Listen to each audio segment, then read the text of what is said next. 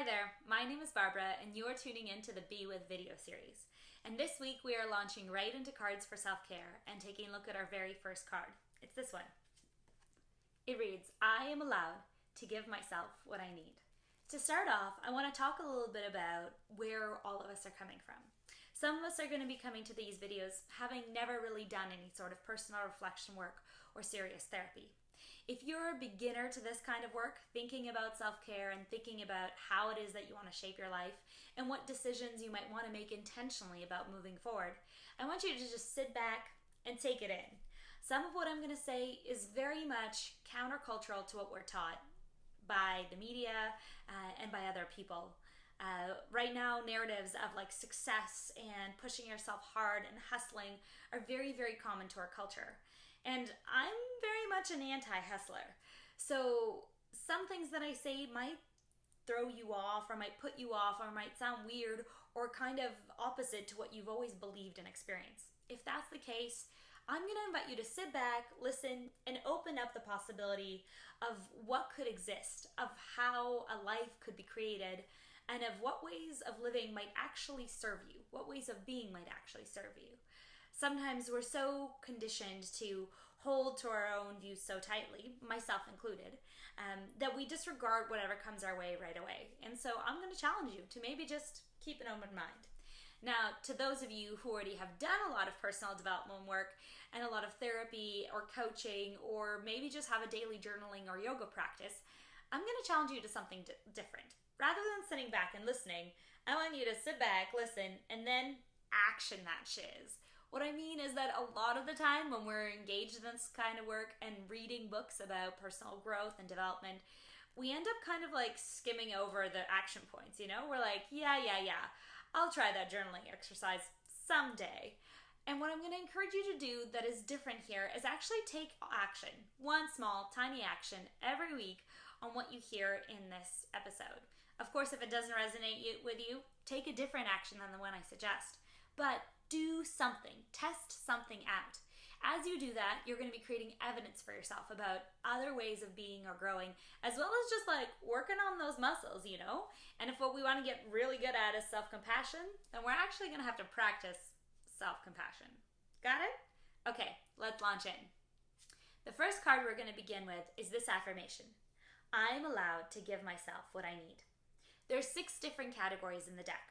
And the first category is affirmations, 6 of them to be exact. Now, the way that I worked with affirmations is a little bit different than the way that you might have experienced affirmations before.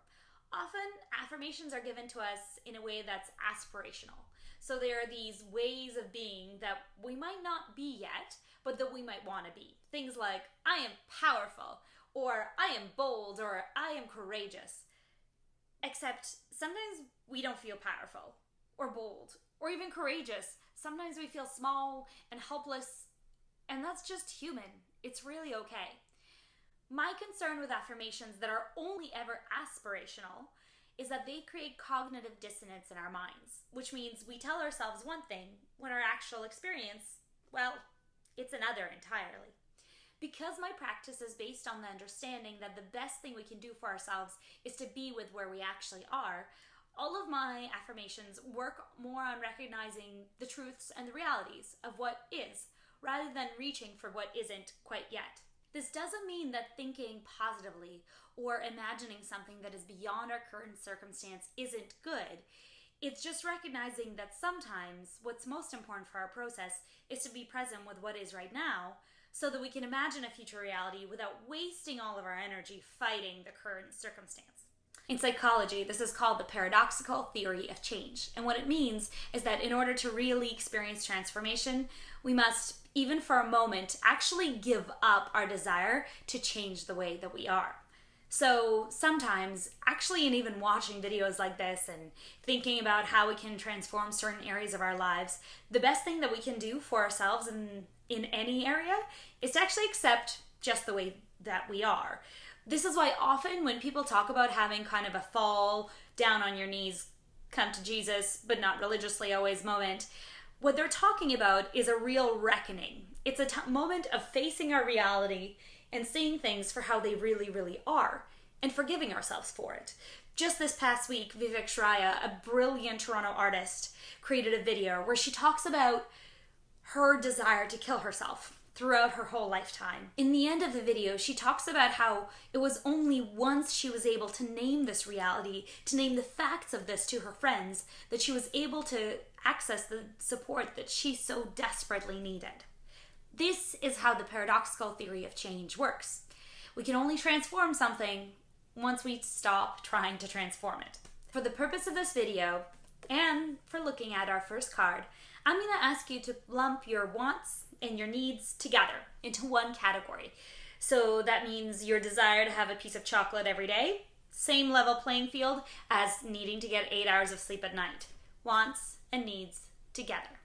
The reason for this is because we are taught, especially if you're a woman watching this, that we do not get to have desires. That our desires are something we need to distance ourselves from because we are meant to be in service to others. That is unfortunately where too many women find their worth, in doing things for other people and leaving themselves behind in the dust. I think you probably know why this affirmation is important. It's all about permission. Permission to have needs and permission to meet those needs. However, since I'm here, let me give you an example from my own life. Several years ago, I had a bright and lively yoga practice. I was committed to going 4 or 5 times a week. And in Toronto, that can really add up pretty quick. I was transitioning careers at that time, and so I didn't have the financial resources, or at least I felt like I didn't have the financial resources to invest in myself. So instead, I participated in an energy exchange. It's where I cleaned the studio for 2 hours once a week, every week, in order to be able to attend all the yoga classes I wanted. It was perfect until winter came.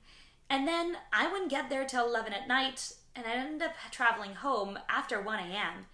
It didn't feel particularly safe for me to suddenly be on the subway, alone, and then walking home in the dark. I had to think of a new way to meet my need.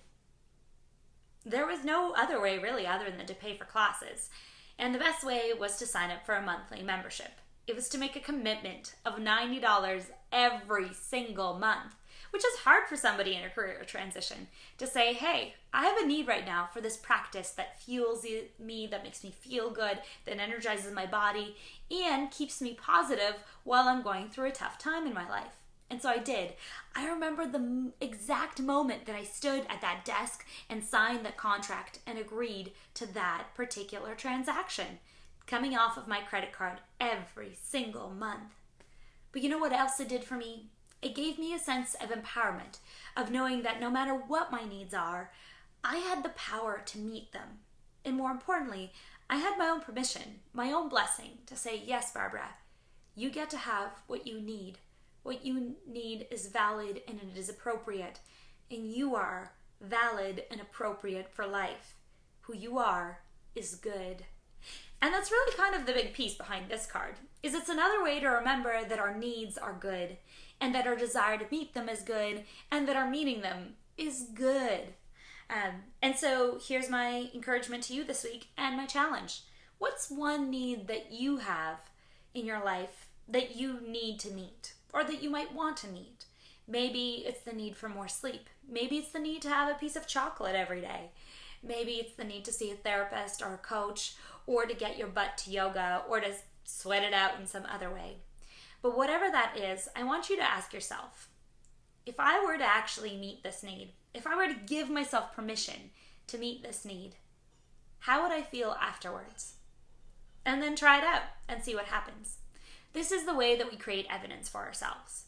We meet a need, we feel better after, and we create evidence that this thing right here is true. You are allowed to give yourself what you need. In fact, it's the best way to improve your life and enjoy it every single day. So let me know down in the comments below, what's that one thing that you need? And how do you think meeting that need is going to make you feel? Thanks so much for watching, and I'll catch you next Friday right here on our Be With video series.